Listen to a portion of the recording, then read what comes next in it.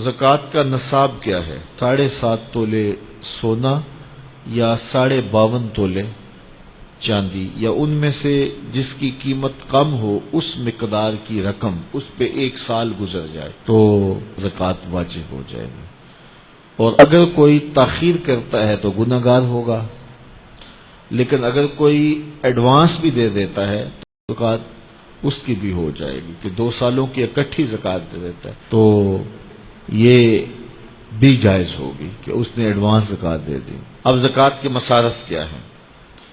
زکوٰۃ کے مصارف جو ہیں وہ 8 ہیں۔ فقیر کو زکوٰۃ دی جائے گی۔ فقیر وہ ہوتا ہے جس کے پاس کچھ بھی نہ ہو، نہ گھر ہو، نہ مکان ہو، نہ اس کے پاس کوئی زر ہو، بس بالکل خالی مخالی، ایسا شخص فقیر کہلاتا ہے، تو اس کو زکوٰۃ دی جائے۔ دوسرا مصرف مسکین ہے۔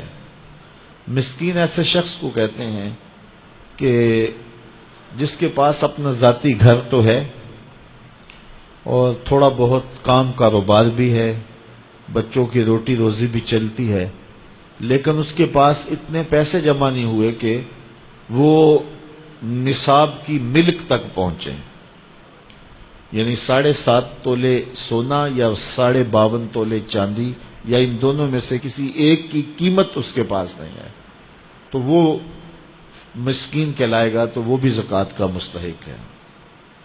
تیسرا رقاب، یعنی غلام کو آزاد کرنے کے لیے اس کو زکوٰۃ دی جا سکتی ہے، تاکہ وہ اپنی قیمت دے کر کے اپنے آقا سے اپنی جان چھڑا لے۔ اور چوتھا غارم۔ غارم وہ ہے جو قرضے تلے دب گیا ہے اور اس کے پاس قرضہ اتارنے کے لیے کچھ نہیں ہے، تو اس مقروض کا قرض اتارنے کے لیے اس کو زکوٰۃ دی جا سکتی ہے۔ 5واں شخص فی سبیل اللہ۔ فی سبیل اللہ وہ شخص ہے کہ جو اللہ کی راہ میں نکلا ہوا ہے، جو مدارس دینیہ کے طلبہ ہیں وہ بھی اس زمرے میں آتے ہیں، ان کو زکوٰۃ دی جا سکتی ہے۔ اور 6واں شخص ابن السبیل، مسافر۔ مسافر کو زکوٰۃ دی جا سکتی ہے، اگرچہ وہ مالدار ہے لیکن جب وہ سفر میں آیا تو اس کے پاس کچھ نہیں ہے، تو اب وہ ضرورت مند ہو گیا، مال تو اس کے علاقے میں ہے، تو اب اس کو زکوٰۃ سے آپ مدد کر سکتے ہیں۔ اور 7واں مصرف عامل، جو حکومت کی طرف سے زکوٰۃ اکٹھی کرنے پہ مامور ہو، تو باقاعدہ اس کی تنخواہ بھی زکوٰۃ کی رقم سے دی جائے گی۔ 8واں مصرف زکوٰۃ کا وہ لوگ ہیں جن کے بارے میں یہ گمان ہو کہ وہ اسلام لے آئیں گے، تو ان کی دل جوئی کر کے ان کو زکوٰۃ کی رقم بھی دے سکتے ہیں تاکہ وہ اسلام میں داخل ہو جائیں، لیکن اب اسلام غالب ہو گیا تو اس کی ضرورت نہیں رہی۔ اللہ اکبر۔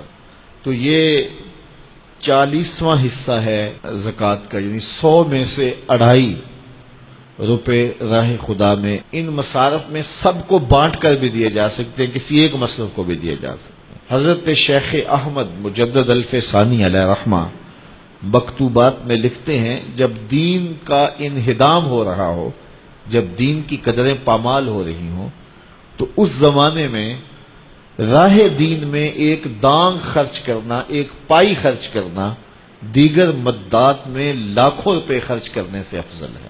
میرے حضور نے فرمایا، میں قسم اٹھا کے، رب کی قسم اٹھا کے میں کہتا ہوں، ایک تو میرا کہنا کافی ہے، پھر میں محمد رب کی قسم اٹھاؤں تو پھر کتنی بڑی بات ہوگی۔ فرمایا، میں محمد رب کی قسم اٹھا کے کہتا ہوں کہ صدقے سے مال کم نہیں ہوتا۔